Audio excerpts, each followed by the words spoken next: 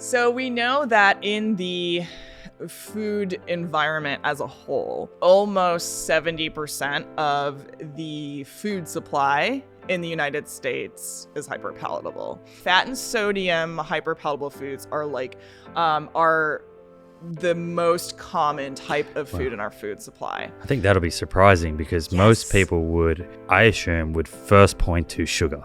Could there be any other type of company or other type of industry that knows how to create addictive products and that may have found their way into the food supply? So that's when I turned my attention to the tobacco industry. In today's episode, I sit down with psychologist Tera Fazzino. Tera holds a PhD in experimental psychology and an MA in clinical practice in psychology. She works at Kansas University as an associate professor of psychology, a translational research scientist, and the associate director of the Cofrin Logan Center for Addiction, Research, and Treatment. Tera's research spans the areas of addiction, obesity, and eating disorders, and the use of mobile technology to intervene in health risk behaviors. In this episode, we focus on what makes certain foods hyperpalatable and how we can use this information on a personal level to eat fewer calories and enhance satiety. At a more macro level, we talk about how we can influence our current food system to deprioritize hyperpalatable food. Interesting topics we cover include the surprising link between big tobacco and the food industry, how food companies engineer food to keep you eating, the difference between hyperpalatable and ultra-processed foods, what combinations of ingredients increase palatability, whether obesity is a food addiction problem, and much more. Please enjoy my conversation with Tera Fazzino, PhD. When I think of the chronic disease burden and how we're going to put a dent in that, reduce the incidence of cardiometabolic disease, from type 2 diabetes to cardiovascular disease to non-alcoholic fatty liver disease, I think right at the center of that is solving this puzzle of how food is affecting appetite, specifically how different foods or combinations of ingredients are increasing appetite, increasing energy intake, and obesity subsequently, which I think points to your work being some of the most important work in nutrition science, which I'm hoping becomes evident by the end of today's conversation. You spend a lot of time focusing on palatability and this idea of hyper-palatable foods. Maybe we start there. What is palatability and what is a hyper-palatable food? Yeah, so this is a good point to start. Palatability is generally used as like a subjective term, meaning how appealing or how pleasant, it is to ingest a specific food. And foods should be palatable for us to want to consume them, right? So like a whole fresh apple or, a raw piece of salmon that'll be cooked. These foods should be palatable. They should be pleasant to consume.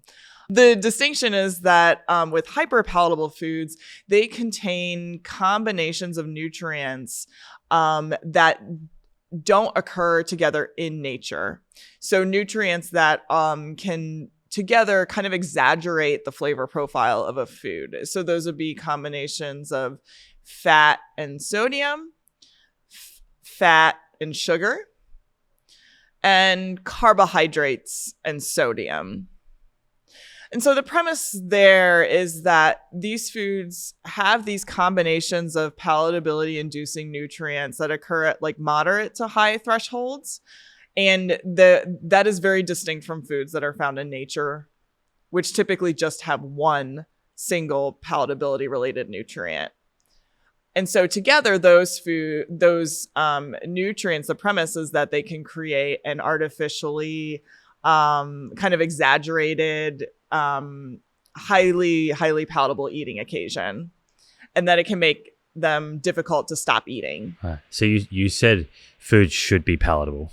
So we need some reward value from food so that we can survive, right? Oh, 100%. Keeps us going back to get calories. But what I'm hearing is that when there is a particular combination of ingredients And we might step through those 3 different combinations throughout this conversation in a little bit more detail. But when there is a specific combination of ingredients, then you can kind of artificially elevate that reward that you're getting. And so that is increasing appetite beyond what their body actually requires from an energy perspective. It has the potential, because it creates such a highly rewarding, such an intense, pleasurable eating experience. These foods can activate in kind of an excessive manner our brain reward neurocircuitry in the same degree as some other psychoactive substances, and can also delay the engagement of our physiological satiety mechanisms. So that can lead to us consuming more calories per meal just because it's so good. And that sensation when you're eating something and your brain is like, oh my God, like this is so good, like I need another bite, and your stomach is like, please stop, I'm going to explode. Like that's what I'm getting at. Right. So these foods kind of hit you from 2 angles. Increase the reward value and then reduce those inbuilt satiety mechanisms that would ordinarily slow us down. Yes. And I can explain a little bit more about that piece of it. Yeah. Let's go into what's happening, I guess, in the brain or the rest of the body, that from a physiological point of view, that is resulting in enhanced reward and then a turning down of those satiety mechanisms. Yeah, absolutely. So in terms of the enhanced reward, so there is some neuroscience research that was conducted in humans to support the premise that the combination of certain palatability inducing nutrients, when consumed together, can have synergistic effects that make the activation in our brain reward neurocircuitry, specifically the dopamine circuit, at a higher and more intense threshold than if either of those nutrients would be consumed in isolation. And so what that means is that we can end up consuming some foods that can have really powerful effects that are experienced when we're consuming them, but have a very strong kind of neuroscientific basis for them. What's the like evolutionary explanation for that? Is it that these combination of ingredients somehow signal to the body that whatever we're eating is going to enhance survival? So food at its baseline, like, getting back to the premise of like food should be palatable, they should be enjoyable to ingest because that promotes our survival.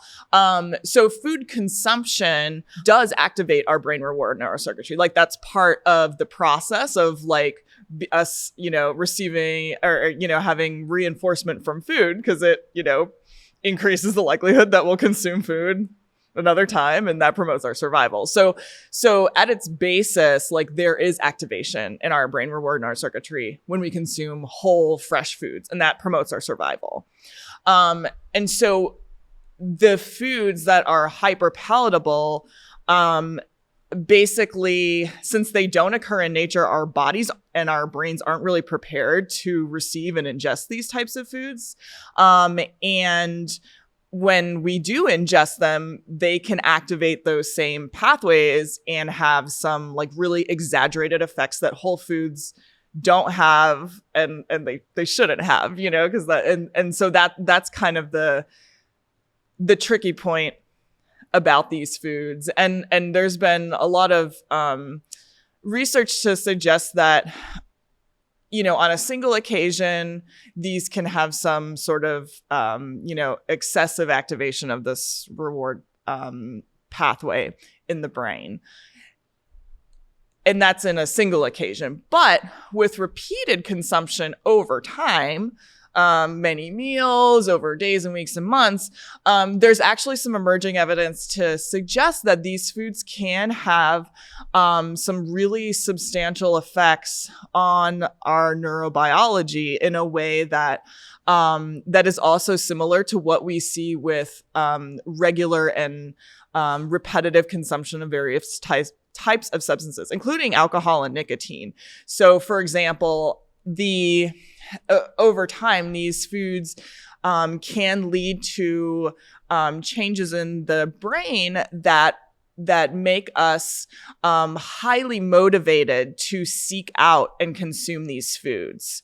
So that means that we become hypersensitive to the cues in the environment that may predict that these foods are going to be available. So with that repeated exposure, is the reward that we're getting gradually becoming less and less for a given food or dose? In that, over time, through repeated exposure, we actually need more and more of these hyperpalatable foods to get that same sense of satisfaction or relief.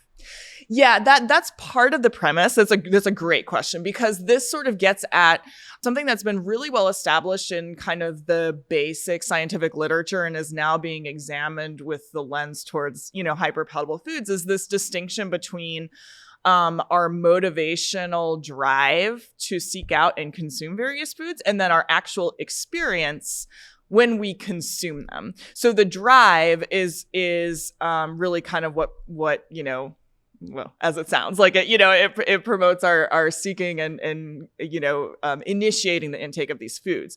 But the kind of, subjective experience of actually consuming them is distinct. And so those two, in the scientific literature, they're described as wanting, which is the drive, and then liking is the subjective response of actually consuming them. And so over time, there is evidence to suggest that individuals become hypersensitive to the cues in the environment that indicate these foods may be available. So that's the wanting. And that's what becomes, we call it sensitization. And is that wanting driven by dopamine? It's part in the pathway, but there are also some changes that occur in the prefrontal cortex as well, which the prefrontal cortex is really important for like our self-regulation and things like that. So some of these, some of those are connected.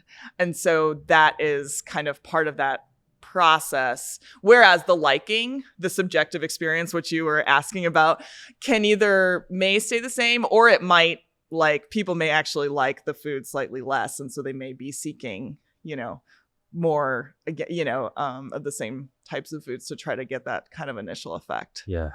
It'd be interesting, and I'm not sure if anyone's done this, but to scan brain activity during feeding and look at how hyperpalatable foods affect someone who has had a lot of exposure to them through their life versus someone who rarely eats them. Mm-hmm. Yes. And there's been some preliminary work done in this area. The most compelling work has been done actually in adolescents. And they have demonstrated that, in a few studies looking, kind of cross-sectionally, so a single time point, imaging folks in a scanner and administering, I think it was like a milkshake, which would have like elevated fat and sugar. Individuals who had like a lot of prior exposure to and regular consumption of milkshakes or other related things like ice cream and things like that, showed a greater kind of response and evidence of sensitization compared to individuals who didn't consume it as much. And there's also some emerging evidence that kind of looks at that longitudinally when people are experimentally told to like consume this, let's say, sugar sweetened beverage or whatever every single day for like 2 weeks, and we'll, What's the percentage of the typical, say, American adult's diet that would be coming from hyperpalatable foods? So we know that in the food environment as a whole, almost 70% of the food supply in the United States is hyperpalatable. Yeah, our latest research found that, like 69% of the food supply as of 2018, which was so we our assumption is that it could be ticking up. And we've done some work from the 80s up until more recently that has kind of demonstrated an increasing trend of availability in the food supply over time. So that combined with looking at studies that have looked at other constructs, and you can tell me if I'm kind of jumping too far ahead or we need to define things as we're going here, but there's no rules. So let me say that we haven't been able to look at a longitude, like a study in the U.S. population or any population for that matter that has indicated the percentage in the diet. We've looked at just the entire food supply in a whole. But what we can say is that a kind of like related-ish constructs, for example, ultra-processed foods, which undergo extensive industrial processing and include kind of very limited whole ingredients and, are kind of highly industrially refined. Consumption of those in the diet is like over 60%, I believe, in U.S. adults. And so, the premise there is that, there's about 70% overlap with foods that are ultra processed and may have these hyper-palatable elements that also contain ingredients that can make them excessively palatable. So on the whole, I think we can say that 60, 70% ish of the food supply and probably the diet. So the majority of someone's diet is likely coming from these hyperpalatable foods, which have this artificially enhanced kind of reward value, making them very difficult to put down, very easy to overconsume, which ends up kind of manifesting as increased body fat. And that 70% of the adult population in this country, I think, is overweight or obese. Yeah. So that, I guess, creates the context for our entire conversation. You mentioned alcohol before. Yeah. Given the high percentage of calories coming from hyperpalatable foods and your understanding, I guess, of how this is affecting physiology, can we say that a large percentage of adult Americans are addicted to food? Is there such a thing as food addiction? And are we talking about a psychological addiction or a physical dependence, physical addiction? I really appreciate this question. I'm really glad you asked it because there is, and I like to make a very clear distinction between the premise that some foods may be very highly rewarding and may have addictive properties.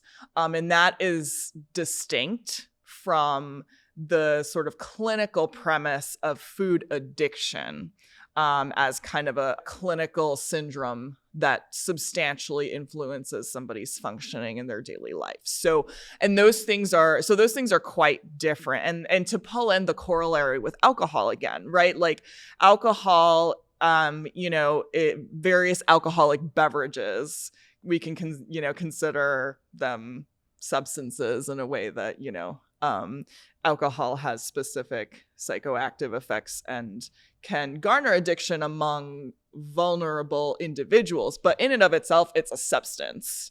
And so in some sense, I kind of, the premise around hyperpalatable foods is similar because like foods themselves, like the hyperpalatable foods themselves can be kind of viewed from a substance lens where they can garner addictive kind of behavioral traits or compulsive consumption among vulnerable people, but on the whole are distinct as like a substance. So and we see this again with alcohol. In the US population, the vast majority of adults say that they drink alcohol, like they currently drink in some form. A lot of that is very low level. And the percentage of individuals who exhibit like problematic drinking or risky drinking or a full alcohol use disorder are much, much lower than the amount of adults who are exposed to alcohol. So therein, is kind of the distinction between like, a lot of individuals can engage with alcohol, but for most of them, they will not become addicted. And it's available in, kind of pretty widely in the population, or, in our environment. But and we see like, around 20% or less who exhibit like risky drinking behavior in some form that could, garner like alcohol problems. So if we liken that to food, like hyperpalatable foods as a substance, most of the population, if not everybody, has had exposure to these foods. They're extremely difficult to avoid, even when you're trying to.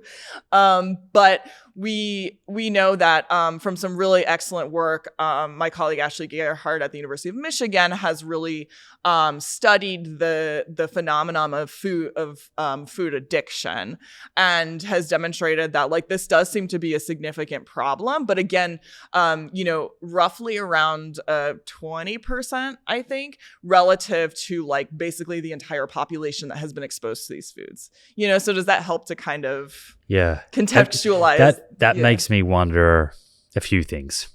One, what makes someone vulnerable?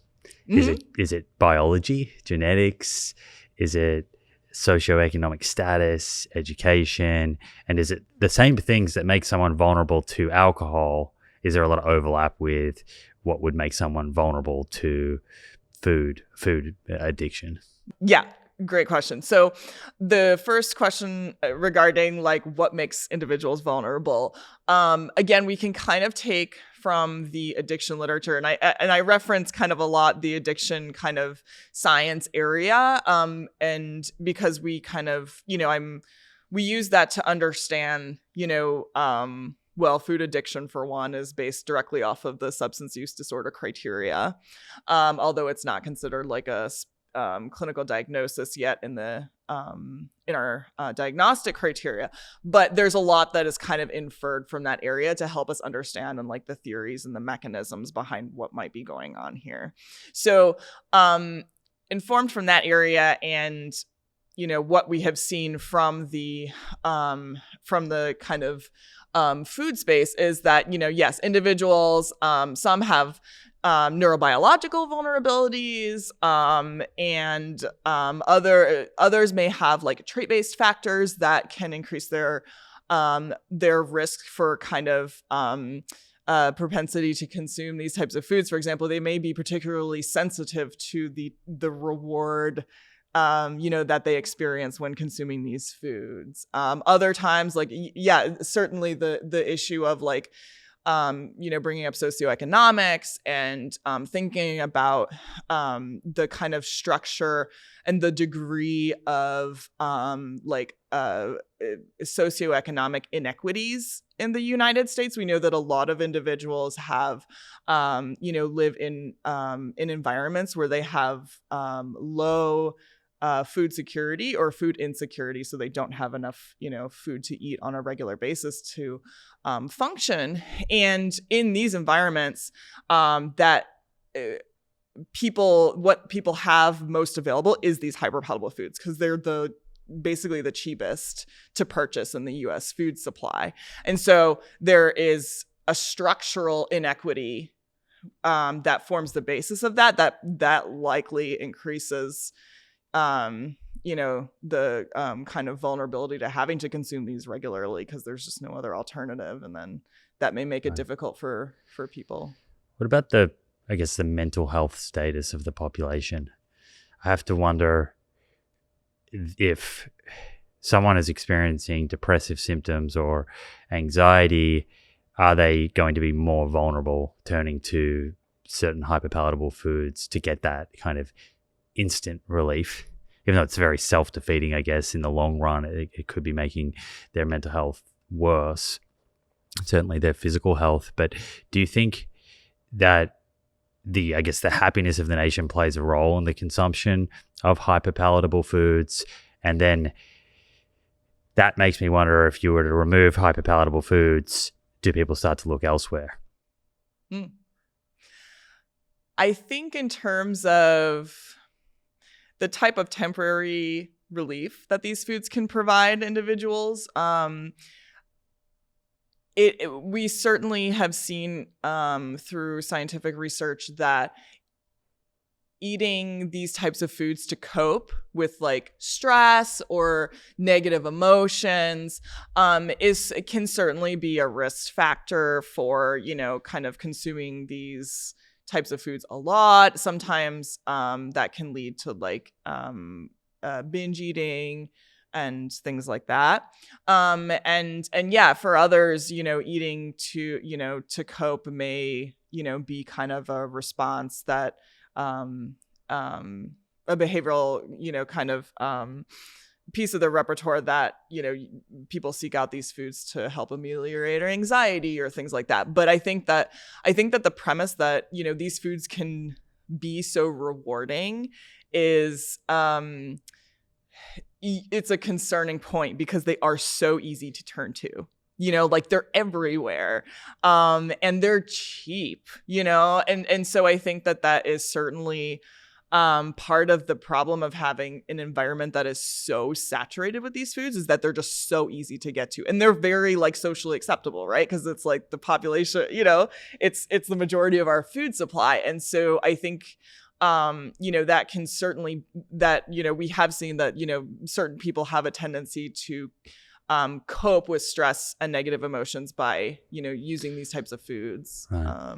Which then could, I guess, distract from, what is the core issue or the core reason for that person's mental state. And not to suggest that it's personal responsibility, because a lot of that could be dictated by society and just, general inequities across society. But it's an interesting thing to kind of ponder. Recently, I've been working with friend of the pod, Dr. Will Bolsowitz, on his new brand, 38 Tera, an evidence-based prebiotic supplement to optimize gut health. To facilitate online sales, 38 Tera uses Shopify. The major reason 38 Tera chose Shopify over other e-commerce platforms was because of Shopify's focus on customer conversion. Shopify helps you turn browsers into buyers with the internet's best converting checkout, up to 36% better compared to other leading e-commerce platforms. If you're going to spend time and money on marketing, you want to make sure you are converting the people who visit your site into loyal customers. What I also love about Shopify is how, no matter how big you want to grow, Shopify gives you everything you need to take control in-house. The Shopify App Store is home to thousands of customizable apps that can easily plug into your website to help with things like upselling, selling products on social media channels like Instagram and TikTok, and much more. To boost your conversion rate and grow your business, sign up for a $1 per month trial period at shopify.com/proof. That's shopify.com/proof, all in lowercase. You mentioned types of food, and we haven't really made it clear yet what hyperpalatable foods look like. And I think people could probably, have a guess, but it might be that people are thinking it's just the colorful packaged foods in the grocery stores. Are hyperpalatable foods just this kind of majority of ultra processed foods, or could we be creating these hyperpalatable foods in our kitchen unknowingly? Are our favorite restaurants making them, and so we're going out for dinner and being exposed to these types of foods? Pretty much all of the above. So the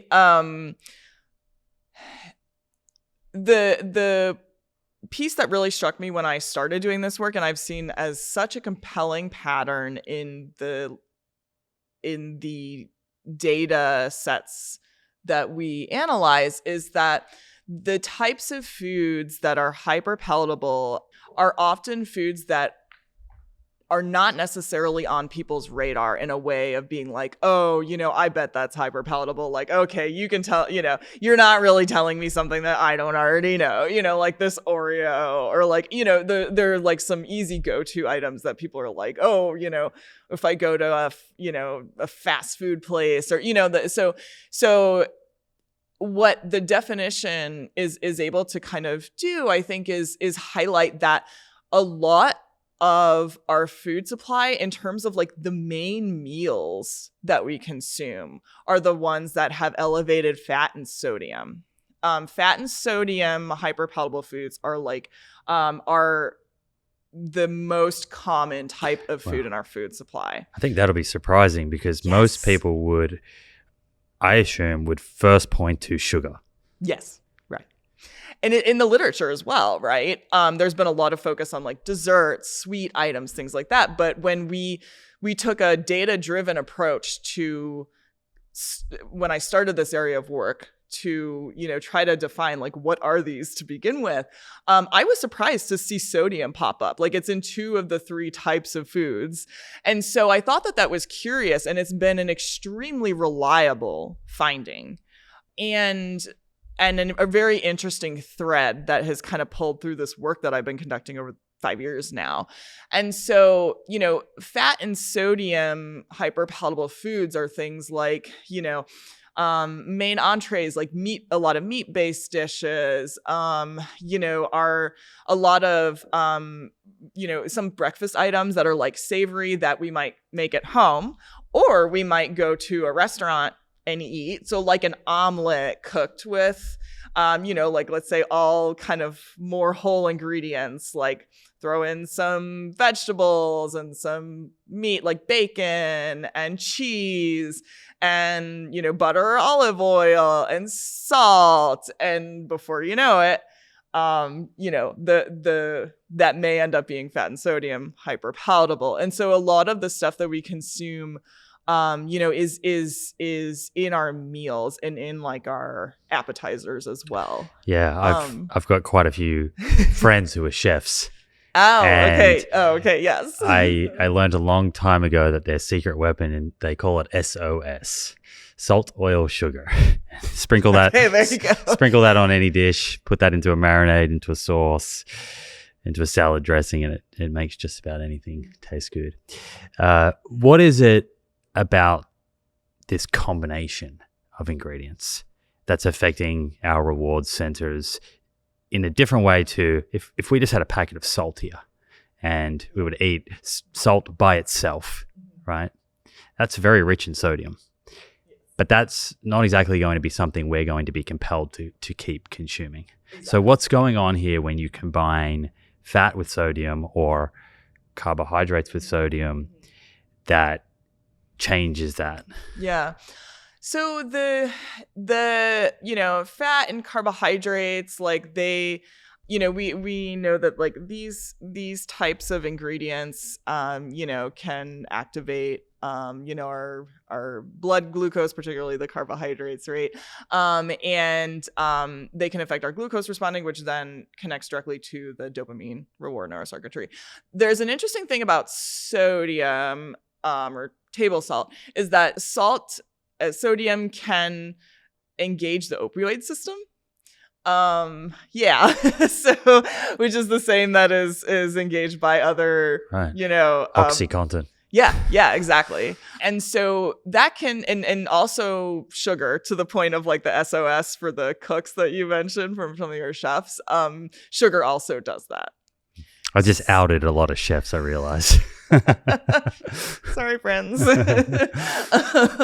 So there's something interesting about that. And there have, and the literature has, in my kind of opinion and experience of having been in this area a little while, like really pretty dramatically overlooked sodium. I think it is because, we think about the ingredients that can directly contribute to calories, which is fat and carbohydrates. The amount of sodium that we put in anything is not going to contribute a substantial amount of calories, right? So I think it's an easy thing to kind of overlook, but when added to something, can really make us consume quite a bit more of it. I found a few studies when I looked at this a while ago that, used some like experimental lab studies where they fed, I think it was children, like pasta dishes with varying levels of fat and sodium. And they found that like just adding more sodium increased their consumption of that pasta meal by like 30%. So what's happening there from a biological point of view, evolutionary point of view? Clearly there's some type of specific nutrient sensing to sodium that's saying to our body, eat more of that. Why? Yeah, I mean, like we need a certain amount of sodium, like for our bodies to like function properly and healthily and things like that, right? So I think that's part of it. But I also think that there's quite a bit that like we aren't really sure about yet. And because I think sodium has like not been examined from the role of like, how does it make people overeat? Like we know that, sodium, people need a certain amount. Generally, when we look at the diets, like, people in the US consume way more, at a dietary level than they should. But really thinking about sodium as one of these ingredients that can enhance our experience of palatability and kind of drive consumption is something that I think, is really, we need to understand more about. And that's kind of part of my interest and kind of my interest going forward is because we have seen that like sodium seems to be doing something very reliable here, and it's in the vast majority of foods in our food supply, and I think it's a little bit of a sleeper agent. Right. Yeah, so it's I'm just thinking out loud here. It's an essential nutrient. Yeah. So it's important that we have this drive to get it. And for our ancestors in, let's say, relative to today's environment, a sodium dilute environment, there's less sodium available per calorie. It may have made sense to have this drive for sodium to reach however much they needed from an essential point of view. Yes. Because if you consume whole foods, they typically don't have that much sodium. So one would need to probably work pretty hard. Right. And they wouldn't have necessarily needed to evolve to kind of have this threshold whereby once you have a certain level of sodium in your body, then that drive goes away, because it would have had to have killed people. That sodium excess would have had to have literally killed people in order for that adaptation to occur. So this is super interesting. Have you looked at sodium supply, sodium intake, like over the last 100 years? A lot of people spend time focusing on how has consumption of fats changed or sugar. What's happened to sodium intake? In all honesty, I have not been able to look at that specifically, although I know that in general, like, individuals' intake of sodium in, like kind of westernized food environments has increased over time and now is much higher on average than it should be. I think we need around, the federal recommendation is like we need 2,300 milligrams of sodium per day just to kind of, maintain our normal healthy bodily functions. And I think it, at least in the US, estimates are that on average the intake is like 3,400 milligrams. So like, right. And I think 80% or so of that's from packaged food. That's not necessarily what people are putting on their food at home, albeit 20% is still a sort of significant chunk. But okay, so with that in mind, if you were able to go out and create policy that changed the food environment, would reducing sodium be towards the top of the list, reducing sodium exposure? Absolutely. And you think that would make a huge difference in energy consumption and rates of overweight, obesity? I think it has huge potential because from my work, 2 of the 3 types of hyperpalatable foods have elevated sodium as a key part of their criteria. And the degree to which these types of foods dominate our food supply is pretty staggering. And so I think that with policy that reduce the allowable levels of sodium, for example, below the hyperpalatable food threshold for sodium per type of food. So that would be like, for example, if you're producing a product that has fat, kind of more fat, and you could still have sodium in there, but, if there was a federal regulation that said, like, you can't have sodium that is greater than or equal to 0.3%, sodium weight by gram, then we might be in a better place to say, like, we're not having access to these foods that are just so easy to overeat. could, largely reduce like population exposure to sodium just by, the difference in the the dosage or the serving, but also in the degree to which people may kind of overconsume these types of foods just because they're so easy to do that. Right. And I have to imagine, in the food industry probably is all over this, but if you just went out and targeted sugars or just fat, you would just see a pivot the other way, where if it was sugars being restricted, okay, let's just increase fat and increase sodium. If it was, hey, let's go all low fat, let's just increase sugar and sodium. And so you still maintain that one of those sort of evils, I guess we can call them, nutrient combinations, where you've created this hyperpalatable scenario. So the common thread through all of those seems to be sodium. That's my impression. And yes, that's my thinking as well. Like, you ask them to decrease just one nutrient, the others are going to increase. In particular, if it's not sodium, there's ways to work around that. We've actually found that in our analysis of of US food system data, we also looked at items that were labeled as like reduced calorie or low fat or low sugar to see what was going on. And I think around half at least of the items that were marketed that way were still hyperpalatable. Because yes, it's like, do you want low fat, like we want to market a potato chip that is low in fat. Well, okay, we bake it, so we drop out most of the fat. There's a lot of like starchy carbohydrates, and then we still keep the sodium, and they're still difficult to stop eating. Right. So I do think there's a compelling amount of information to indicate that sodium could be a very good lever. Are we at the point where you can quantify what is that fat sodium combination in terms of, I guess, percentage of calories or input into a serving size, or whether it's carbohydrates and fat or carbs and sodium, so that you could actually, through policy, inform these reformulations in a way that would be effective? Mm-hmm. Yeah, that's a really good question. The definition that that I've referenced and that I've put forth in the literature and been working with for the past 5 years has specifications that are, quantitative. So that would theoretically be possible. I will say that I'm still in a space where I'm, doing more work in this area, because one question that exists for me, for example, is are all foods that would occur kind of on the lower end of those threshold, like maybe right at 0.2%, grams per serving of sodium in, a baked chip, like with the carbohydrate, like, is that exactly the threshold? Like, do things above or slightly below have similar effects? So I think that an existing question for me is like, what's going on at the lower end of the threshold? But I can say that a lot of the foods that we've looked at in the food supply hover quite above those thresholds. Yeah.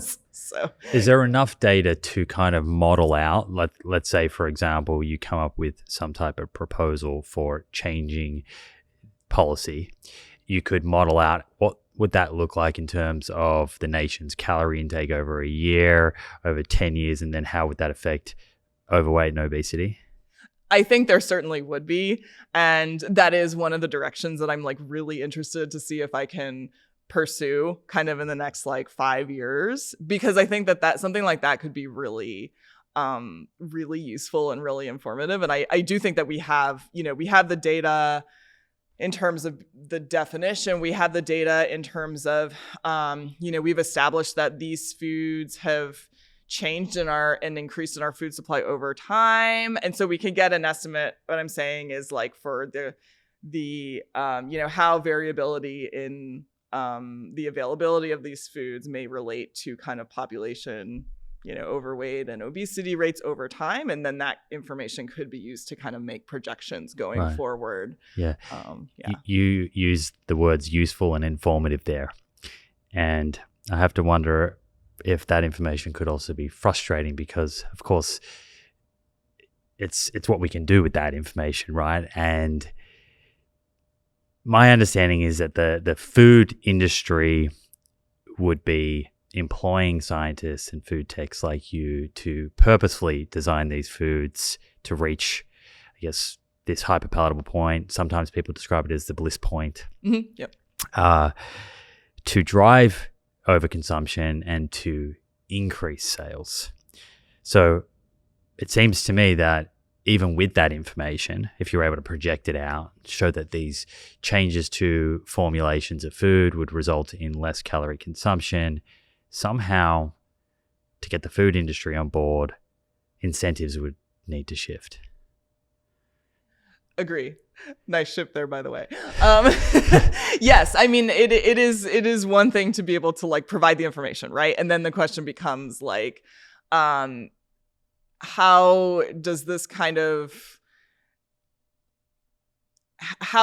like resonate with the public? Is this something that they don't already know? Is this something that like lawmakers and policymakers like don't already know, or is it like, oh, we knew it was bad, but like, you're telling us it's more bad and okay.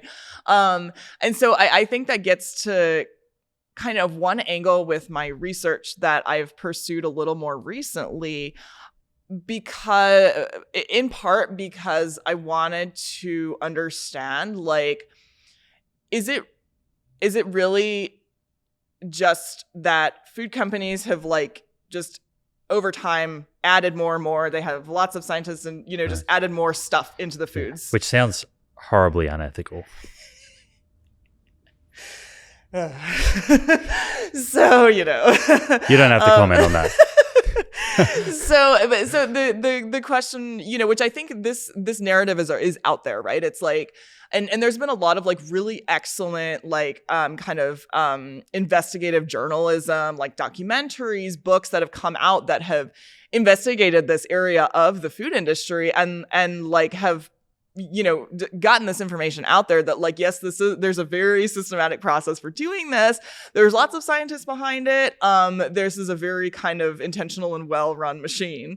And yet that hasn't, for whatever reason, that hasn't shifted things enough, to really see meaningful change.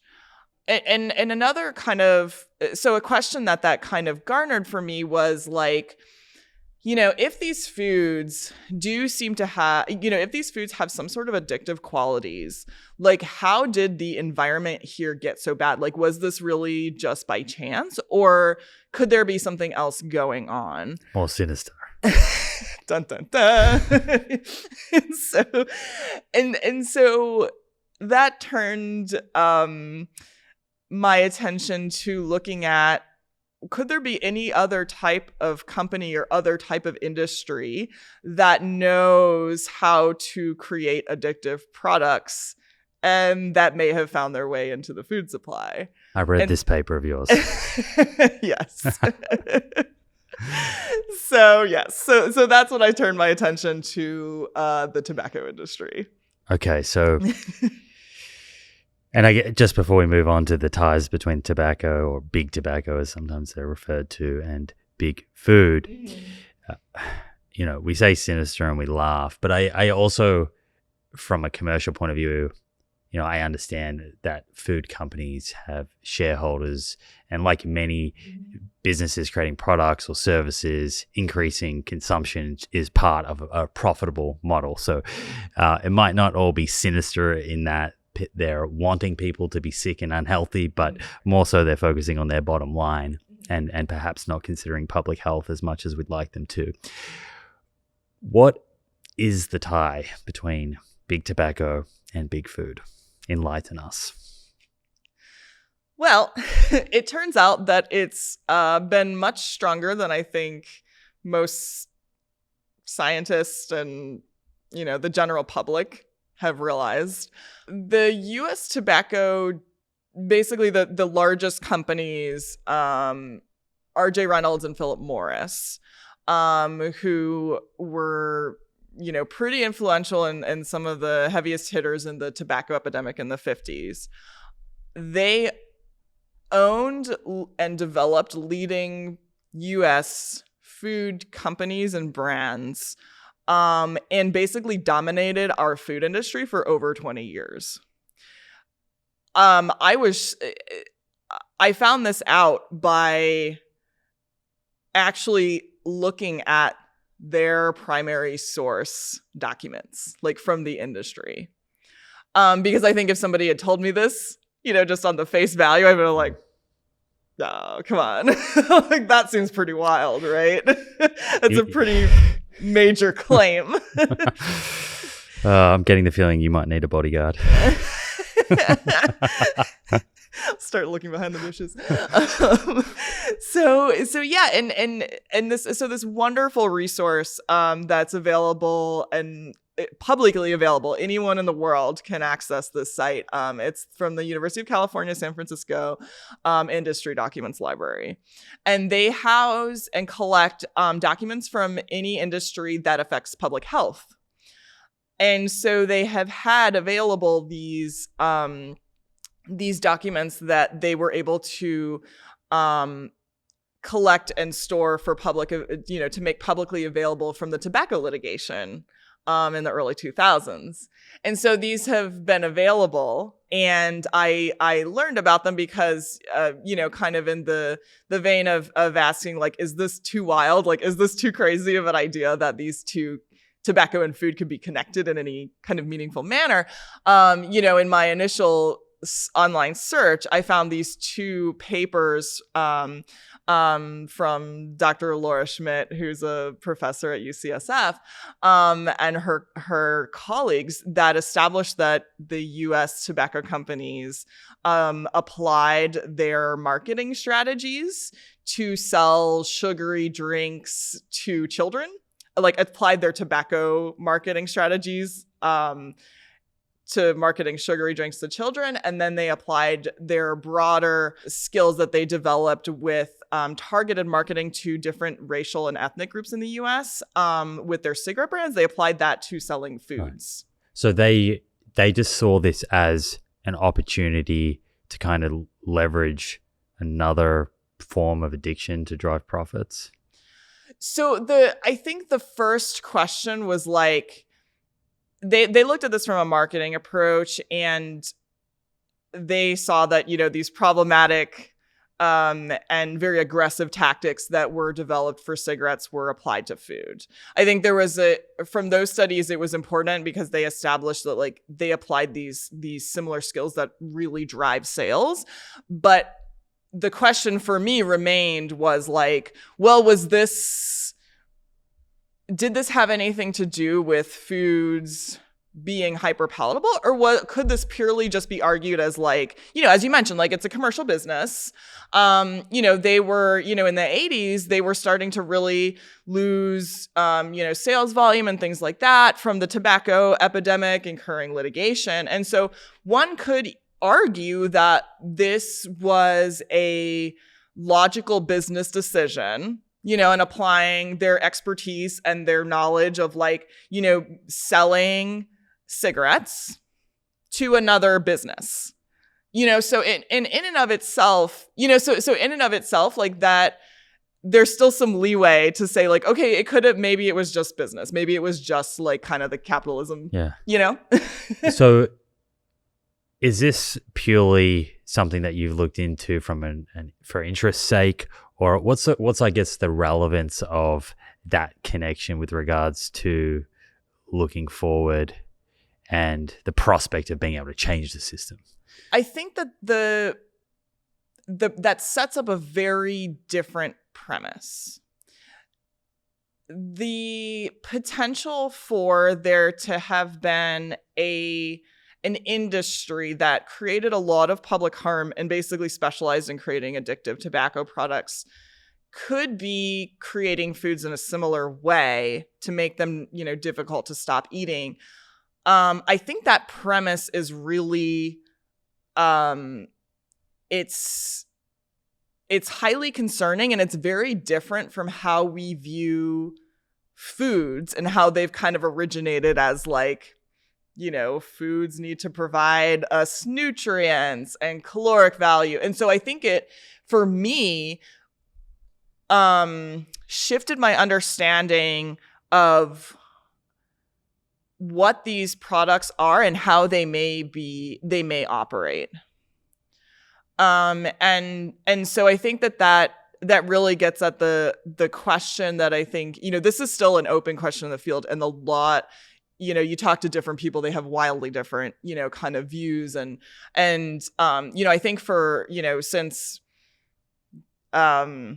really the beginning of time, we viewed food as something that was necessary and, maybe more or less healthy, but like we need to consume food, and all food is kind of considered to be the same thing, food. Whereas if we know that there is, kind of a differential origin or very strategic reason process for that these foods may be available and they are how they are, then that lends to an interpretation of like, maybe we should not be comparing these same things as different types of food. Maybe they're more like food substances and they should be treated accordingly. Right.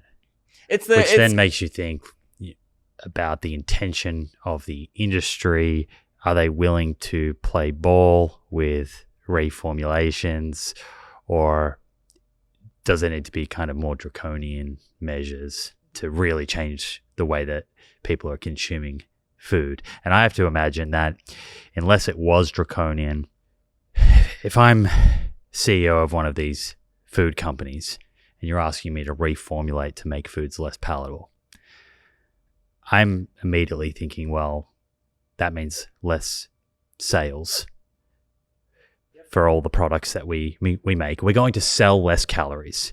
So our yearly revenue is going to come down. Yep. So unless you're willing to, say, for example, provide me with a tax cut as a company, maybe if I meet your recommendations and I reduce my sodium and fat and you spare me some tax and my net position is similar, I'm not really incentivized to do that. Yeah, exactly. I think that, and I think it's that's why the voluntary approach to, companies voluntarily like reformulating some of their products or things like that, like just would not be effective, because you're facing sales losses. The competition in the market does not change in any fundamental way. And so, yes, without something buoying that, I don't think that would be very effective. But if you have kind of at the federal level, everybody's required, you have a leveling effect where it's like, well, all the competitors are not able to sell these anymore either, so like it doesn't drastically, hurt, some sales for like one company who attempts this, voluntary, decrease relative to other companies. Are there any countries around the world that have tried to regulate this, better than the United States, or is this very much just like a global problem and we're waiting for research to kind of quantify everything and then inform policy? Mm-hmm. There are certain countries that have, so some countries have focused a little bit on like specific nutrients. Others have focused on, there are several in South America that have done a really nice job of trying to kind of regulate the ultra processed foods. So there are kind of some activities happening in other spaces in the world. So far there, again, and this kind of standardized definition of, hyperpalatable foods is quite new. And so we're still doing, I think, a lot of the work to, kind of, inform, like you said, like being able to make predictions about, if we had a policy that, required these foods, to have their formulations changed or things like that, how that would impact public health. But I think a lot of it, part of the reason that I wanted to have a definition that was quantitative and could clearly identify what these foods are is that, governments have struggled globally to regulate products or figure out what about these foods or what's going on with these foods that are making, that are yielding these like massive public health problems with metabolic disease and obesity and things like that. And so part of my intention with this work and my hope is that providing some very clear and explicit criteria, if supported by evidence, over time can give more specific information that people can regulate on. And I think there's some nuance that's often lost when it comes to ultra-processed foods. So there may be people listening thinking, is all of this research necessary? Why not just get rid of ultra-processed foods?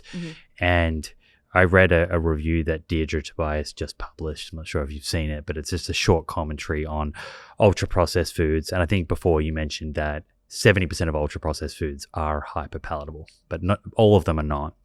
And there's been a bunch of research associating ultra-processed foods as classified by Nova with various cardiometabolic diseases and cancers, etc. But then there's also been a few studies that have attempted to look at different ultra-processed foods, and not all ultra-processed foods are equal. So talk to us a little bit about why that's important and why this is not as simple as just regulating against all foods that meet the criteria of ultra-processed. Absolutely. There are two kind of points to that, to the question that I'm going to respond to. The first is kind of from a scientific basis, and then the second is from like a regulatory, like food supply frame. Scientifically, ultra-processed foods are distinct from hyper-palatable foods. Like definitionally, like ultra-processed foods are defined by the nature and extent of their industrial processing. Within that definition, there's often like a hat tip made to like, and they also typically contain, like added sugars or other stuff that makes them highly palatable. But it's not necessarily inherent within the definition. Along with that, one scientific issue that I see with the definition of ultra-processed foods is that there is no clear mechanism through which they may yield overconsumption or, obesity, metabolic rate. There's several possibilities, but that is left to additional scientists to kind of figure out. For example, like one may be like the, types of processing or types of things that are in the foods, like emulsifiers. There's a lot of literature that is starting to emerge to say like emulsifiers are they're used for like texture and things like that. They're in a lot of ultra processed foods. They're bad news, like metabolically. But the definition doesn't specify that necessarily. It's just kind of like the processing in general, which could be a bajillion different things that go into processing, right? So that's like one possibility. Another possibility is that like they include a lot of like really refined nutrients that really refine down to their most kind of rewarding aspects. So it could be that some of them have that, plus like artificial flavors and, all that type of stuff that also makes people overeat. And perhaps like the speed that those nutrients are entering your system. Yeah. And therefore you don't get that kind of break or that hormone milieu that causes you to reduce your hunger, I guess, or results in reduced hunger, I should say. Yeah, and so that's another possibility, right? But there's nothing super clear in the actual scientific definition that gives us a direction, like where exactly to point to find that answer. So those are scientifically like that's the definition of ultra processed foods, and that's like some of the limitations that I see with it. Hyper-palatable foods are defined, like with explicit, cut points and specific nutrients, and there's a very clear calculation for them. And that the premise of that these foods drive overeating within an eating occasion is inherent, in there based on, and that is reflected in the thresholds of the nutrient combination. So if that is, if that hypothesis, holds, that can be directly, tested and directly looked at. So with that in mind, what you're saying is, and this is more of a practical application, and I'm not saying this is necessarily the road to go, but from a consumer point of view, I'm in the grocery store. Just telling me if something's ultra processed kind of only gets me so far because we're not 100% sure what type of processing was involved to make that ultra processed food because it's so broad. But if there was, for example, some type of hyperpalatability index and it told me on that food, how likely is it that I'm going to overconsume the calories from that food, that would be more instructive. I think that could be super helpful. I will point out though that like given, from a scientific perspective, those are kind of what I see as, some of the limitations. But overall, ultra processed foods, like the concept does a pretty good job. Like as you mentioned, there's a ton of like epidemiological literature, like connecting these types of foods to various, cardiometabolic, disease outcomes and things like that. So I think, even if you walked into a grocery store and like, we're just told about ultra processed foods, I think it would get you like reasonably far. It would be pretty good. I think what the hyperpalatability adds is like a mechanism that's important for scientific research. But then I also think that an important aspect of the hyperpalatability premise is that it can be applied to foods cooked at home and foods that are that can be combined in a manner that may meet a definition of hyperpalatability, but one might not suspect if they were just thinking about trying to avoid like highly industrialized processed foods. Right. So how do we navigate that? I'm thinking about the food that I make at home. Sometimes I'll have a smoothie, and in that smoothie, I'll have banana, berries, and maybe we should talk about the difference between, I guess, sugars coming from added sugars that are refined versus in whole food, and whether that's different. But banana, berries, there's probably some peanut butter, so we have fat and salt going in there. I will add protein powder. Protein I want to talk about. But I will blend all of that up. Yep. And now I have to imagine that I have a relatively high fat, high carbohydrate, and some salt, some sodium in there. Have I created a hyperpalatable food unknowingly there or not? That specific example, I actually don't know if that would be. My thought is that like, so and this is accounted for like in the calculation of hyperpalatable foods as well, that like sugars coming, if they're retained kind of in their, whole form. So let's say like the berries and the banana, right? Like they have naturally occurring sugar in there, but they also, you've used them whole. So you've also kept them intact with like the fiber that comes with them and the water content. I have blended them though. Yeah. But it's still in there. You included it all in there. It's not like you use like a strainer. Yeah. So, and in that calculation, for example, the consideration of, let's say the carbs, we really try to get at like the premise of the starchy carbs. And so this would be like, we subtract out the fiber and the sugar from that piece of the definition. Oftentimes like if you've retained the other components with the food, and you've added additional things like in your mixture that would not hit on the, criteria or might help in some way. There's I guess what I'm saying is it depends, but I'm not like, ooh, I bet that would totally ding, peanut butter. Yes, maybe, but that's more of a fat sodium, and then if you kind of blend it in the entire mixture, it might actually be a little bit diluted. So what would the kind of common foods that maybe people are making at home that are hyperpalatable and they wouldn't be aware of it? Yeah. We can go back to my omelet example, lots of egg-based dishes, but like omelet, make it at home. We get like the fresh eggs, cheese, bacon, maybe throw in a few vegetables, add in some butter or oil and salt. That could easily, become fat and sodium hyperpalatable. Again, it could depend, right? If you don't add a lot of sodium, it might not. But you'd also have to consider that, a lot of the cheeses that we typically use have sodium. And the other components often contain, sodium. But is this why you think people have, anecdotally, there's people that have lost a lot of weight on low carb, there's people that have lost a lot of weight on low fat.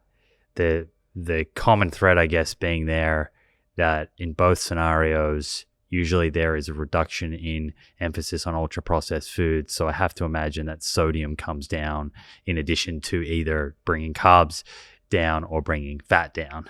And so you are lowering the palatability of the diet either way. It seems like a reasonable hypothesis. It does seem like, the reduction of, the ultra processed foods and the sodium. I mean, that seems like it would make sense to me, with the caveat that I don't do work, specifically in that area. So I'm not kind of equipped to talk in detail about, what might be happening there. But I think the premise of reducing these types of foods and having the sodium come down is a good, it certainly seems to be a commonality. Mm-hmm. Where does protein enter this conversation about hyperpalatability? I had Steven Simpson and David Raubenheimer on my show a while back. You'd be familiar with their work and protein leverage, and they have a book called Eat Like the Animals, which I loved. Particularly listening to them narrate that was great. They both have amazing voices. Their thesis, I guess, is that there's this strong appetite for protein, and we will eat and continue to eat until we get enough protein, even if that means over-consuming calories. And when they look at overweight and obesity, I believe that they explain, maybe not all of it, but a large part of that due to the fact that our food environment is what they would say is protein dilute. What are your thoughts, I guess, on, what role protein plays in energy intake, energy balance, obesity, and whether that is as big a contributor as hyperpalatability, or does it intersect with hyperpalatability? Yeah, it's certainly an interesting area. And I can say that we've looked at it a bit in its relation with hyperpalatability, because in hyperpalatability, protein is not considered. So it's just not looked at all. However, in looking at, for example, a lot of the, fat and sodium hyperpalatable foods, they're often things that contain high protein. And so that always, I always thought that was a little bit curious, knowing the, kind of protein leverage and kind of the premise of having, low, kind of a protein dilute type food supply. So that kind of piqued, kind of an interest for me, because the two things didn't really seem to coincide quite as elegantly as I would think they might, based on kind of the theory. And in my collaboration with Dr. Kevin Hall at the NIH, National Institutes of Health, we used a couple of his existing data sets where he did several inpatient feeding trials with healthy adults. They knew all of the meal and the ingredients, that they served to individuals. It was over 30 days. It was a very extended time period. They tested different types of diets. So high carb, high fat, ultra processed or not. And so what we were able to do with these data by, combining them and kind of looking at them all together was to ask a couple of these questions, like what are some of the driving things that are most important characteristics of a meal, looking at, again, just discretely within an eating occasion. And we looked at the hyperpalatability of the meal. We looked at the percentage of protein that was in the meal. And we had a few other things, including like eating rate and the energy density of the meal too, because that has been on the radar for quite a while as being a potential factor in greater energy intake. And so our results were curious because they actually they seem to indicate that like the meals that contained higher protein, people tended to eat more of them. Yeah. So as opposed to the premise of like protein being satiating, like maybe there's, it can kind of help within with intake, we found that like the hyperpalatability of the meal and the energy density were like really important drivers of the meal, but of intake within the eating occasion.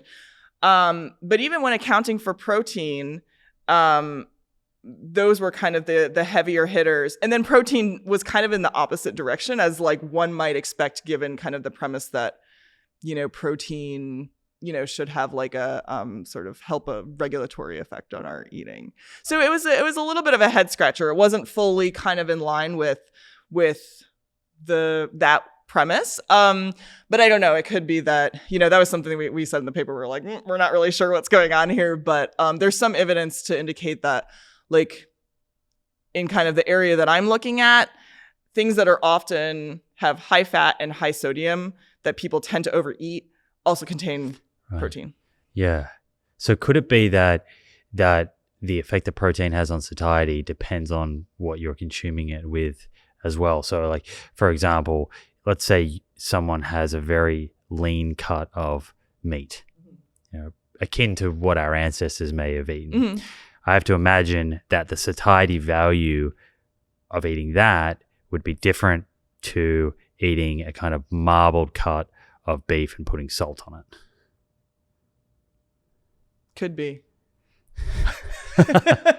Yeah, I really don't know. These are all kind of like questions that really need to be tested, right? Because yeah, I think these are things that we don't really know. Yeah, there's another study that. Are you familiar with Barbara Roll's work? Yeah. Right. Mm-hmm. She wrote a great book, Volumetrics. Mm-hmm. And I recall this study where, and you will have seen this, they had people come in and they fed them lunch and dinner. And it was an ad lib study, so eat as much as you want over the course of the lunch and the dinner, and then they'll track your energy intake, hunger, cravings, satisfaction with the meal. And these meals were sort of covertly modified. So some people, I think it was as low as like 5% protein or 10%, and then it went 15% protein, 20%, 25%, 30%. And they made sure the meal from an energy density point of view and palatability was the same or similar to try and take those variables out. Mm-hmm. And so the idea here is if protein is inherently satiating and going to reduce appetite, then the people that were eating the 30% protein meals across the day should have a lower energy intake. But they didn't see that. So it was the same energy intake. And I've always found, I guess, that result difficult to reconcile with Stephen Simpson and David Raubenheimer's work. So it sounds like there's more research to be done on protein. I think so, particularly with the consideration for palatability, and hyperpalatability. Hey friends, the scientific evidence on lifestyle habits that lead to longevity is clear. Now it's time to put this knowledge into action. I'm excited to announce the Living Proof Longevity Challenge, a 12-week program to build evidence-based lifestyle habits to optimize longevity. My team and I have transformed over hundreds of hours of conversations with experts on aging, nutrition, and exercise into a life-changing 12-week program that will challenge you to develop habits that lead to a longer, better life. This is a unique opportunity to gather health data about yourself that has the potential to change your life for the better. You'll start by testing 10 longevity biomarkers that tell the truth about where your longevity stands right now, today. Following that, you'll get a personalized longevity score to guide your 12 weeks of habit building that will boost your score and improve your biomarkers for the better. After the challenge, you'll retest your 10 biomarkers and see the proof of how powerful these science-backed habits really are. Head over to theproof.com/livingproof to download your zero-cost copy of the Living Proof Longevity Challenge today. That's theproof.com/livingproof. Look forward to joining you on this journey. Now I'm thinking about Kevin Hall's ultra-processed versus unprocessed study that he did. And I'm intrigued how you kind of make sense of the findings. My understanding of that study was we're comparing two diets, one that's ultra-processed, one that's unprocessed, but we're going to match for carbohydrates, for fat, for protein, for fiber, and sodium. But even then still, when eating the ultra-processed diet, people were consuming more calories. So was it palatability? Was it eating rate? Was it energy density? What do you think kind of explained the results from that study? Yeah, so the results were really interesting because they were pretty compelling. Like the participants consumed like 500 calories a day more, so pretty substantial relative to the unprocessed diet. I thought it was really interesting because yes, they matched on a whole bunch of those nutrients that you mentioned, but that was at the overall dietary level and didn't really account for the nutrients that may occur within a food or within a meal that was served to participants that may have played a role there. And so my hypothesis was that the hyperpalatability of the meals may have been one factor that could have, played a role in the observed findings where participants consumed about, 500 calories more. And so that was part of when I published the definition, and Kevin and I had some initial correspondence about the premise of being able to test this hypothesis using his data. He was originally skeptical because he was like, well, but we assessed palatability subjectively rated by participants, and there were no kind of overall average differences. How do you do that? You ask someone like out of 10 how satisfied? Yes, I believe it was some visual analog scale 0 to 10. And so he said, we didn't find any overall differences across the diet. So he was like, I am skeptical, but we could look at this. And so that was kind of the starting point for our collaboration on the study that I mentioned, earlier when we were talking, that combined this ultra processed food data with another trial that he did as well. And so within that, we found that the hyperpalatability of the meal served to participants was one of the strongest drivers of their intake at that meal.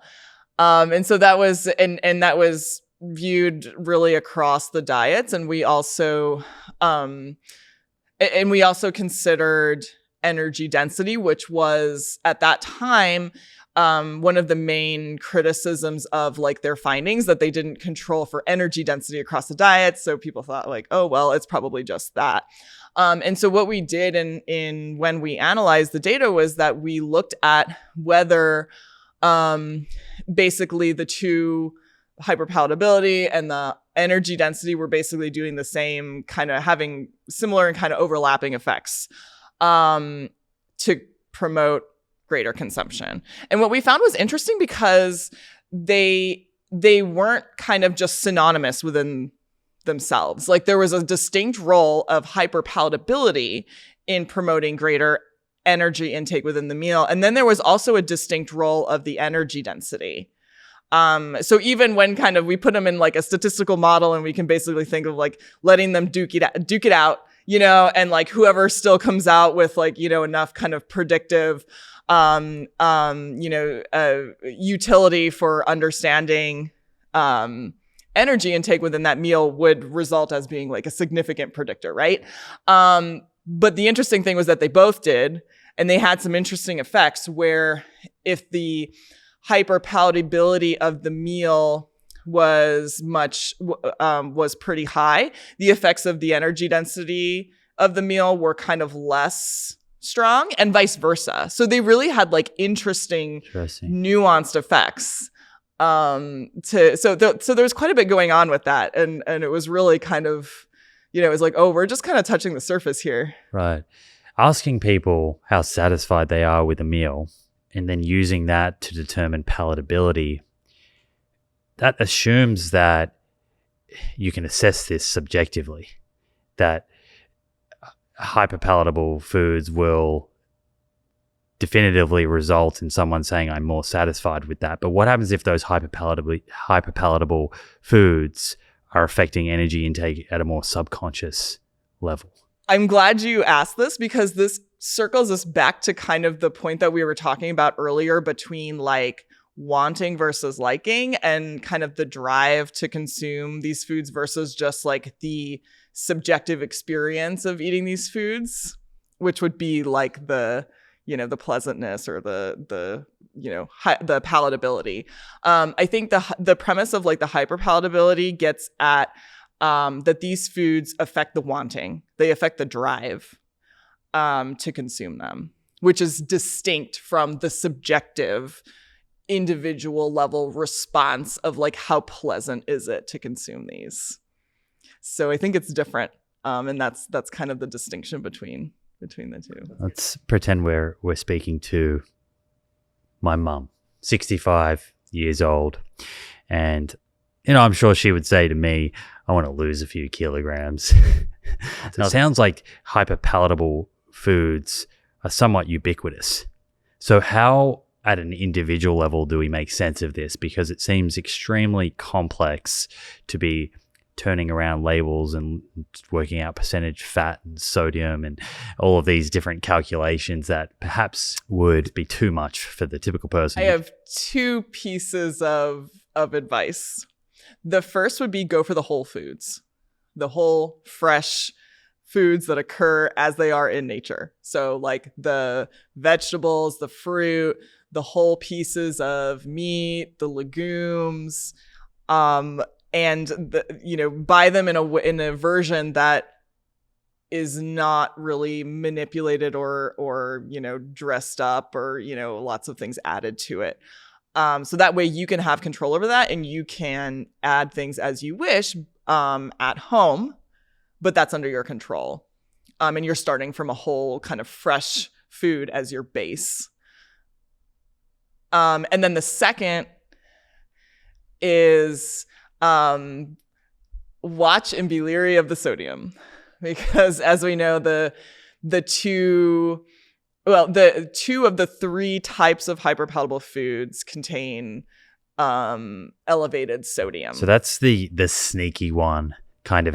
I have to imagine, the obvious foods that people think about is ice cream and sugar sweetened beverages. But is it this kind of gray area where you have high sodium foods where these hyperpalatable foods could be kind of sliding under the radar? People aren't aware of them. Oh, absolutely. Absolutely. And things that might seem relatively benign, like crackers or, pretzels or things like that are pretty common snack foods and things that we might otherwise not view as particularly, concerning. Most of them are hyperpalatable. And it is, it's the sodium, right, as the commonality. So one way I've noticed recently in at least our grocery store that I don't remember the brand, but there are starting to be some types of crackers that are produced with like no added sodium, or they are described as like a hint of salt or something like that, but they have much lower sodium than the kind of standard comparator like version that the companies produce. And so like that's actually a way that one could, potentially try to find like a cracker that they can snack on, but that, isn't designed to make them eat the whole box. I think that certainly when I look at something and it says low sodium, my brain says it's not going to taste as good. That is correct. I think we've made it clear that in some ways our kind of reward systems have been hijacked by these foods. So Are we asking people to a degree to give up some of their joy for food and meals? Oh, this is an excellent question. Okay. I think, and again, I can speak mostly for the US food environment because that's where most of my work has been done.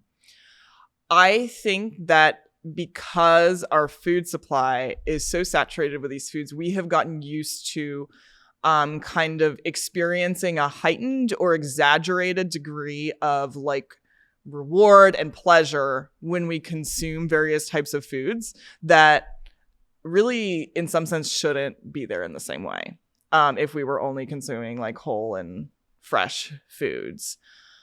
That being said, I think there's a really important distinction between having this kind of artificially rewarding experience and eating whole and fresh foods that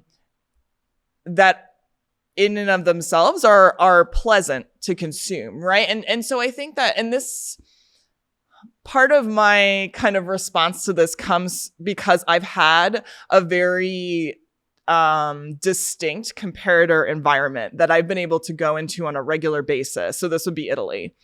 And so there, for example, there are far fewer hyperpalatable foods. And a lot of the foods that are served or that people cook at home, they are so good. They're fresh. They're like rich with the flavors. Like, and it's wonderful to eat foods there. But most of them are not hyperpalatable. Yes. So I think that that's a really important distinction that like, you know, we should be enjoying foods that we're consuming. And it can be very reinforcing to do so. But that I think is a very different experience than what we're used to currently.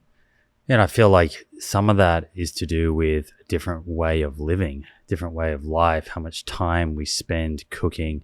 And I have to imagine that a lot of these convenience foods were sort of born out of necessity, you know, dual income homes, less time for, you know, women are not in the kitchen as traditionally they would have been. So how do we kind of, I guess, square that, you know, people having the time and education and skills to prepare these meals in a way that is still enjoyable? Is that a barrier here? I think to some degree, but I think also what we've seen in the US in particular is like really an erosion of kind of the degree to which we value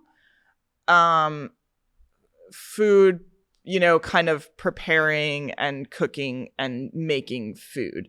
And I actually think that's like from some of my research, what I saw was that the tobacco companies that owned Kraft and they own Nabisco and all these major brands, frozen foods, frozen entrees, convenience meals were a major cornerstone of their focus and the types of products that they developed.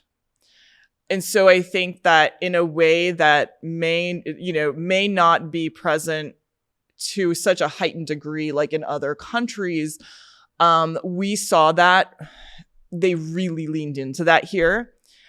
And as a result, I think that, you know, now we're kind of at a point where there is not as much valuation kind of culturally and in society on preparing and cooking foods. But I think that there's a very specific reason that it seems like there is that degree of erosion. What about the time, the duration, lifetime exposure to these foods in terms of our ability to kind of shift back to more whole foods, natural foods that are not hyper-palatable? And I'm thinking here about, you know, marketing of a lot of these foods to young children. Does this get harder and harder over time to kind of swing the pendulum and come back to healthier foods, and still derive joy from them? the longer that you've been exposed to hyperpalatable foods? I think it's a really good question. What we know from the addiction science space is that the earliest exposure, early and repeated exposure developmentally to a substance can create kind of a heightened risk profile for kind of problematic substance use. So again, the alcohol corollary, we typically look at early adolescence and folks who initiate alcohol use in early adolescence when their brains are very sensitive, neurodevelopmentally, that can have kind of downstream effects as they age and develop. Applying that to food, the point of exposure now in our population to these types of foods is infancy. And infants are extraordinarily sensitive to their nutritional environments. And so I think a really alarming point here is that we may now have generations of, infants and even folks who were born in like the 80s and 90s when these foods were really kind of taken off, that may have had kind of, early and repeated exposure to these foods, which may have, kind of predisposed folks to, developing heightened motivation to consume hyperpalatable foods at a very early age, which can influence, risk for weight gain, obesity, cardiometabolic diseases. So I think that the premise that infants here are kind of regularly exposed to these foods so early is really concerning and is a point of research that we're going to be looking into. Mm-hmm. Okay, so with that in mind, everything else we've spoken to, I'm presuming, and I think I've heard you kind of speak to this, but your role or your North Star here is in some ways to provide helpful information that could inform policy and change the food environment in a constructive, productive way that results in less calorie consumption, or at least reduces a calorie excess, and through that shift energy balance, reduce obesity and overweight. We spoke about the potential benefits that are up for grabs if we were able to regulate and lower sodium. Let's say you're in charge right now. You're in government. What are the main regulations, restrictions would you put in place that would result in productive reformulation? I have several answers to that. The focus on reformulation, I think, would be, I would go for hyperpalatable foods and at the federal level, having folks in the food companies reduce their nutrients to be below those thresholds. The important piece there would be that it would reduce population level, just like, risk and saturation to being exposed to these all the time. And it would put the onus on the food companies to reformulate. So that's based on those ingredient combinations, fat and sodium, carbohydrates and sodium, fat and carbs. Yeah, fat and sugar. Yeah. And I think it's also important that I think our findings with connecting the tobacco companies to hyperpalatable foods are also a compelling piece of this here, because in our research, we found that the tobacco companies were consistently associated with the production and the sales of both types of hyperpalatable foods that had elevated sodium. So the fat and sodium and the carb and sodium. And so I think that if they identified something about the sodium that seems to be, a reliable piece of their sales and of their kind of product portfolios, then I think that indicates that we're probably onto something with that. Yeah, and I think in doing so, that would put the responsibility back on the food companies to reformulate, but it would also level the playing field. So it wouldn't be asking like certain food companies to do something and then lose sales because the other companies aren't doing it.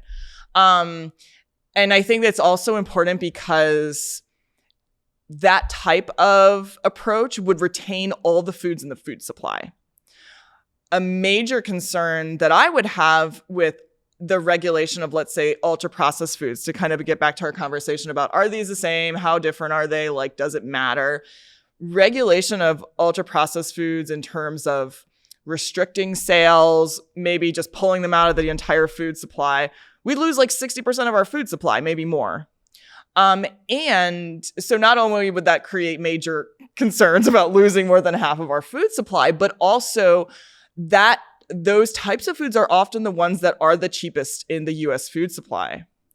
And so we would also be potentially like, it exaggerating and further intensifying the degree that individuals may experience food insecurity and things like that. So appreciating inequity and that not all ultra-processed foods are equal, and that there might be a chance to reformulate ultra-processed foods in a way that they are not having deleterious effects on health. Possibly. I think that with the, even being able to retain the ultra-processed foods if they're not hyper-palatable, it keeps the foods in the food supply. So I don't think that the regulation would need to be specific to only ultra processed foods, but I think that the premise would be useful. Right. I see what you're saying. You're saying that there are ultra processed foods that are hyper palatable. Those are the ones we should focus on for reformulation. Then there are ultra processed foods that are not hyper palatable that are perhaps less of an issue. Possibly. And I'm like, somebody else can do something with those because I don't know enough about that. I would also take some pointers from the precedent that's already been set in terms of federal policy for addressing addictive substances, specifically the tobacco epidemic and regulating nicotine as the addictive agent in cigarettes. Because, now that we know that, the same players were involved here in the food supply as well as in the tobacco epidemic, there's a roadmap there, which includes, things like banning or substantially reducing marketing of hyperpalatable foods to children. Banning sounds very draconian. I think the word ban scares a lot of people, particularly in this country. Yeah, fair. Restricting. But in the same vein, right? Like, tobacco companies are not allowed to market cigarettes to children because we have established that their harms are so great. So if we are, considering kind of similar approaches, that could be on the table, and or at least an age restriction, right? So things like that. There, also kind of product placement. The cigarettes now are behind the counter. You have to go to the cashier and ask for them and show an ID, which, involves age restrictions on purchases and kind of restricting where they are available in the store, which could also be very useful for hyperpalatable foods. And again, it wouldn't be, I'm envisioning something like, we have all of kind of the normal foods in the grocery store that we have now, but below the hyperpalatability, kind of, yes, like the cut points. And then I'm not saying take, nobody can ever have an Oreo. I want to, I think we could have those products still, but put them also behind the counter. Have an age, have an age, restriction or limit on purchasing those. And so again, that is kind of a way that using a series of steps, we could start to put public health and the protection of individuals, particularly vulnerable individuals in our society, kind of first. So similar to cigarettes, they're still available, but you buy them knowing that you're increasing your risk of lung cancer. Mm-hmm. And so in that context you just mentioned, you could buy Oreos or whatever other food, but you know that you're increasing your risk of putting on weight and cardiometabolic disease. One of the things that we haven't spoken about that I suspect could be on the table with regards to reformulations, particularly the combination of sugar and sodium, and then the other combination of sugar and fat. If there are restrictions on sugar in place, and then the food industry was to instead replace sugar with artificial non-nutritive sweeteners, which I imagine have a similar effect, and I'll get you to speak to this, on the reward centers of the brain. If you swap out those sugars for these synthetic non-nutritive sweeteners, what happens to palatability, energy consumption, and then the effect that has on obesity and overweight? Mm-hmm. Good question. I can lead by saying I don't think we're entirely sure. Although non-nutritive sweeteners don't provide calories in the same way that sugar does, they can have some negative effects on our gut microbiome. And there's also, I think, an open question. Some folks may be looking into this, although I'll put in the caveat that I don't do as much work in the artificial sweetener area, so I'm not as up to date with that. But, the premise that, these types of sugars are very sweet, and they can still, when you consume a food with the artificial sweetener, you still get the experience of a high degree of sweetness. I think there's an open question about how that affects our brain reward neurocircuitry. And if there are similar effects, I think a concern is that we could still observe some of the effects that a full fat and sugar kind of combination could have in terms of like increasing our drive to eat these foods over time, increasing our wanting through the neurobiological changes that can occur. So that would be my concern. I think that is still kind of an open question about, does that happen and to what degree with the artificial sweeteners? Have you seen the satiety per calorie or satiety indexes that have been floating around online over the last year or so? A bit. Is there some overlap between that and hyperpalatability? I don't know as directly. I have seen these kind of on glance, but I honestly don't have a lot of information about like what they're based on. I would expect that the foods that are hyperpalatable would be kind of low on that on that index, because they don't typically contain a high degree of like fiber, for example, and things like that. But yeah, sort of beyond that, I'm not really sure. Well, Tera, this has been an absolute pleasure. I think the work that you're doing has tremendous real world potential to change the health of society, public health. So I appreciate your contribution to science. Thank you so much for flying here today and taking time out of your week to join us. Thanks so much for having me. There you have it, friends. I hope you enjoyed this episode.